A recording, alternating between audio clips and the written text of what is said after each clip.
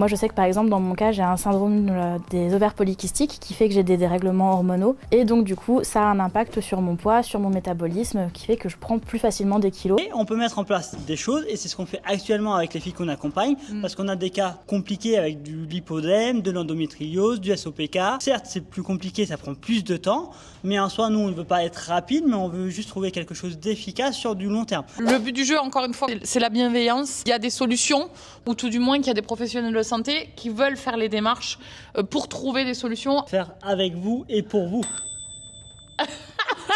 Automatiquement, tendance à partir du principe que les personnes en surpoids sont en mauvaise santé. Je suis en obésité, je n'ai pas de problème de santé. Je comprends pourquoi on le voit en vrai de plus en plus, que c'est aussi un système de défense et un moyen de dire vous nous cassez les couilles. Être en surpoids et ne pas être en mauvaise santé, ça peut être vrai sur le court terme, mais sur le long terme, forcément, ça va avoir un impact, que ce soit sur tes articulations, sur ton métabolisme, sur tes défenses immunitaires, obligatoirement à un moment donné où ça va impacter quelque chose sur ton corps. Le message qu'elle a là-dedans, c'est on peut effectivement être en surpoids sans pour autant que ce soit la faute de la motivation ou l'envie. Parce que là, en plus, il y a beaucoup de choses en soi dans ce qu'elles disent qui sont vraies, mais ça peut vite être un raccourci.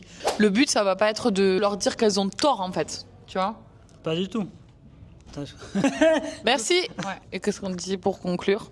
On peut dire ça. Hein. Au moment, de toute façon, il y a plus de place, les amis. On Full de notre succès. Ouais, voilà. Abonnez-vous, purée.